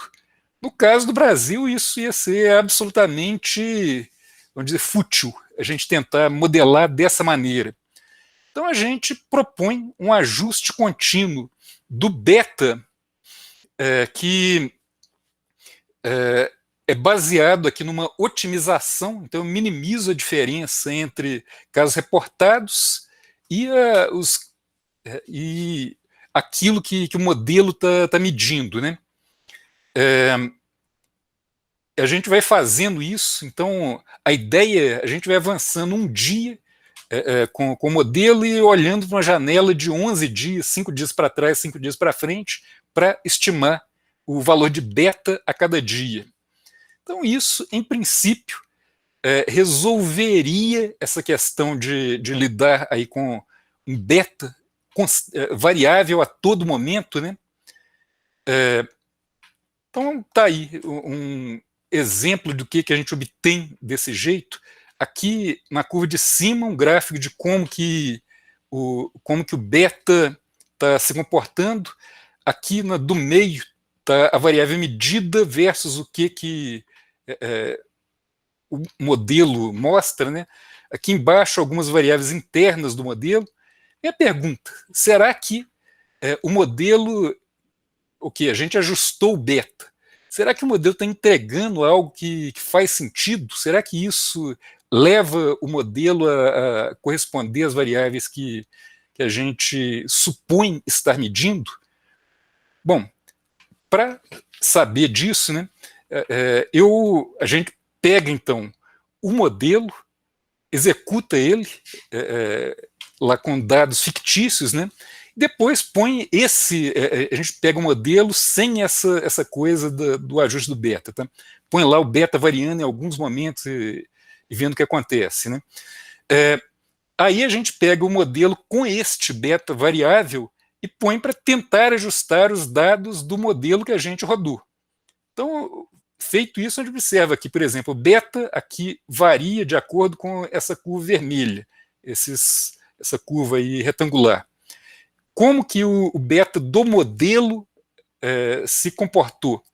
É claro, tem aqui esses ajustes aqui, não é um rastreamento perfeito, mas dá para ver que o beta corre atrás e consegue atracar o beta daquele modelo que está gerando os dados, né?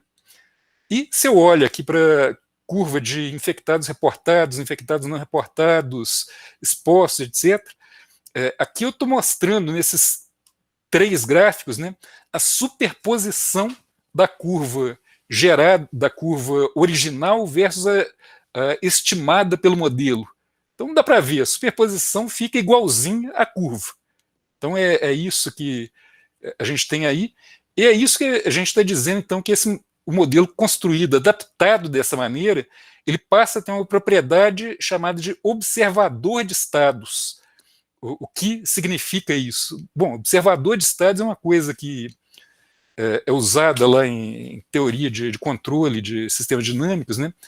E a ideia disso é exatamente a gente medir uma variável do modelo, realimentar um erro no modelo e, dessa maneira, obter uma convergência dos estados ocultos para os estados do sistema que está sendo observado.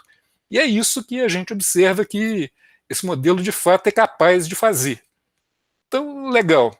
O que a gente consegue produzir aqui é um modelo, então, que parece que tenha a capacidade, caso, é claro, a realidade seja constituída por algo que tenha aquelas entidades que o nosso modelo supõe, né? A gente tem um modelo que vai ser capaz de revelar as variáveis ocultas, revelar como que elas se comportam, como é que elas evoluem. A gente tem aqui, vou pular essa parte aqui, só dizer que então momentos diferentes da epidemia requerem modelos diferentes, tem questões diferentes colocadas. A gente está falando aqui de um estágio em que a gente está monitorando o que está acontecendo ali na população. Não vou fazer essa discussão toda, não, que senão não dá tempo. Só passando muito rapidamente aqui. A gente lidou, usando esse modelo, né, a gente analisou dados obtidos pela Hemominas a partir de coleta de sangue ali nas centrais, nos hemocentros, né, espalhados por 7 cidades aí de Minas Gerais. Aqui, em azul, a gente está vendo o que é a variação ao longo de alguns meses, né, do que seria o número acumulado de casos reportados, de acordo com a Secretaria de Saúde, aqueles dados que as pessoas foram testadas e deram positivo, né? Em laranja, o que seria a proporção, né, nos dados coletados pela Hemominas. A proporção é muito maior entre doadores de sangue do que aqueles indicados pela população, por um motivo simples, né? Na população, a gente está deixando de testar uma grande maioria dos casos. A gente não testa nem os assintomáticos, nem grande parte dos sintomáticos. E já no caso dos doadores de sangue, a gente está fazendo uma amostra mais, em algum sentido, aleatorizada da população, que permite a gente ter uma ideia melhor de o que seria a proporção de infecções, né? Aqui eu falei que a gente ia usar um modelo, usar aquela questão de mortes, né, indiretamente. Não vou explicar muito isso aqui, não. Essencialmente, a gente tem aí um gráfico que mostra que a letalidade aparente, ou seja, a proporção dos infectados que morrem, dada os infectados reportados, né, tem uma mudança abrupta aqui num dado momento. Essa mudança aqui ocorre exatamente no momento em que a Secretaria de Estado ela concorda em procurar as universidades para as universidades ajudarem a testagem. Então isso significa, aumenta a proporção de testagem, aquela variável alfa que a gente usou lá atrás tem de mudar mais ou menos nesse momento aqui. E isso foi central para que desse certo o nosso modelo. Antes da gente perceber que precisava fazer isso, estava dando tudo errado. Está aqui o dado... Oi? Desculpe te interromper. Sim. Se você já puder seguir para a conclusão. Ok. Então vamos pular aqui, gente. Tá aí os dados de Belo Horizonte, tá? Em azul, o dado que... em azul, linha contínua, que segue até ali na frente, né? Total de casos indicado pelo modelo. Em azul, um pouquinho mais escuro, total de casos medidos pela Hemominas com as faixas de confiança. Vou pular aqui essa coisa, tem lá os dados para os vários hemocentros. O final aqui a conclusão que a gente chega, então, é que provavelmente, então é claro, para o caso da Covid já está meio tarde demais para isso, mas o que a gente propõe no artigo que está submetido é tentar utilizar de maneira mais consistente dados de vírus diversos amostrados em hemocentros, né, para alimentar um modelo como esse, de tal maneira a construir mecanismos de vigilância epidemiológica mais complexos e mais completos do que os que estão hoje disponíveis. Então é isso. Obrigado. Tá certo. Obrigado, professor. Pedir todo mundo para abrir o microfone para agradecer.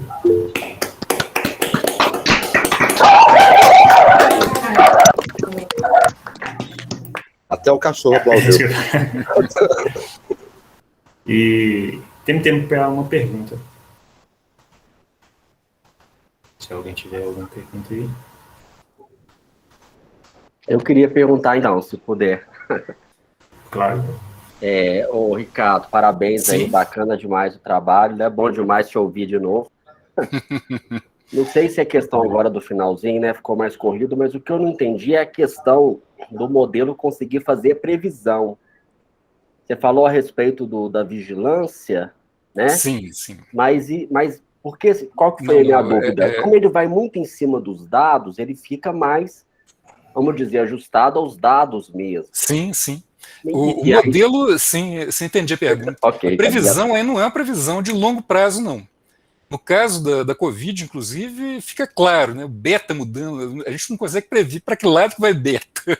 Essencialmente, a grande dificuldade aí de previsão é saber se o beta ficasse fixo, esse modelo conseguiria prever horizontes de tempo grandes, tá? Como o beta muda muito rapidamente, a gente consegue falar de previsão no seguinte sentido. A gente consegue falar que, por exemplo, se hoje se decretasse um lockdown absoluto aí e as pessoas parassem de ter contato, continuaria havendo um aumento do número de casos durante alguns dias, porque tem lá aqueles expostos que vão se tornar infectados. O modelo conseguiria, por exemplo, prever isso, prever quantos casos já estão encomendados para daqui a uma semana, 10 dias. E o modelo, se a gente supuser um beta variável numa faixa pequena em relação ao dia de hoje, variando, sei lá, 10% para mais ou para menos, a gente consegue fazer uma previsão para daqui a uma semana, como é que seria essa variação se o beta ficasse dentro de determinada faixa de valores. Mas observa só, o principal aqui talvez não seja nem... É claro, uma previsão serve para algumas coisas. Tá? A essa altura de uma epidemia, a essa altura, no fim do ano passado, como estava o estágio da epidemia, talvez fosse mais importante entender o que é a dinâmica da população, o que estaria acontecendo com a população em termos de quantos infectados existem num dado momento, sintomáticos e assintomáticos, qual é a proporção de pessoas que já tiveram a Covid e, portanto, tem uma imunidade temporária, etc. Então, olhar para trás aí talvez seja um papel mais importante para trás e para esse momento, né? Seja um papel mais importante desse modelo do que fazer projeções 2, 3 meses à frente. Mas eu penso, Ricardo, até que não tem um fato novo. Era isso que eu fiquei pensando. Será que, então, até que não tem um fato novo, por exemplo, tem uma variante, teve alguma medida assim drástica, né? Talvez, pelo gráfico que você mostrou, eu fiquei pensando nisso. Se não tiver um fato novo, com aquele beta que você está encontrando atual, né, você falou uma semana, eu fiquei pensando nisso. Então, se não mudar nada, mais ou menos... Olha só, o beta que a gente encontra lá, ele muda o tempo inteiro, só que muda não muito drasticamente. E tem alguns momentos onde a mudança é muito drástica. Eu não parei para comentar isso, mas basicamente a mudança mais drástica que teve foi entre Natal e Ano Novo. Foi o momento daquela disparada do número de casos. Observe só, antes da variante Gama e da variante Delta chegarem em Belo Horizonte. Ou seja, foi exclusivamente com aquela variante original da doença e em decorrência do que a população fez entre Natal e Ano Novo. Então, ali, por exemplo, se eu não soubesse que vai ter Natal e Ano Novo ali, e acontecesse aquilo, seria um susto, tá? Agora, é claro que alguém que tem na cabeça o que está acontecendo ali como é que funciona uma dada população, poderia até prever, vai acontecer assim, sei lá, dia das mães, sei lá o que. Mas, então, você tem razão. A gente consegue ter um horizonte de predição razoável de alguns dias, talvez 1 ou 2 semanas, se não tiver nada de diferente acontecendo. Obrigado, Ricardo. Certo. Bom, acabou o tempo da pergunta, a gente vai agradecer mais uma vez. Obrigado aí, Ricardo. Obrigado. Bom, agradecer muito pela presença. E agora com fraternização, né?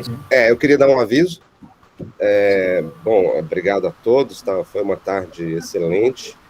Lembro que amanhã de manhã a gente tem uma plenária do Raposo de manhã e depois, às 9h40, mais uma sessão temática de matemática aplicada, que vai começar às 9h40, vai ter o Arthur Fassoni, Rosileide Lopes e o Wanderson Lambert. Espero todos lá. E agora vai ter a confraternização, que também eu espero todos mesmo. Ela vai começar um pouquinho atrasada. Era para estar começando agora, né? Mas algumas sessões tiveram uns percalços, então a gente vai atrasar uns 15 minutinhos, mas é bom que dá tempo da gente tomar uma água, né, um café. E aí vai ter uma apresentação do coral Cantáridas, aqui da UFMG, muito bonita, e depois eu lembro que vai ter um sorteio de alguns prêmios, de brindes, né? De ter mesinhas digitalizadoras, por causa assim, que a gente está usando muito na pandemia. E cafeteirinhas elétricas, 2, para quando a gente voltar a ter gabinete, frequentar, poder tomar um cafezinho. Entre os 2 sorteios, vai ter o colega Rodrigo Lambert, vai trocar um pouquinho de violão, e eu lembro que, bom, para a gente poder ganhar o sorteio, tem que estar presente lá na apresentação. Eu acho que foi enviado um e-mail para vocês. Então, vamos descansar um pouquinho, tomar uma água, e eu espero vocês todos lá daqui a pouco. E muito obrigado aos palestrantes de hoje. Foram excelentes as palestras, muito obrigado. E até daqui a pouco. Beleza, um abraço, gente. Até mais.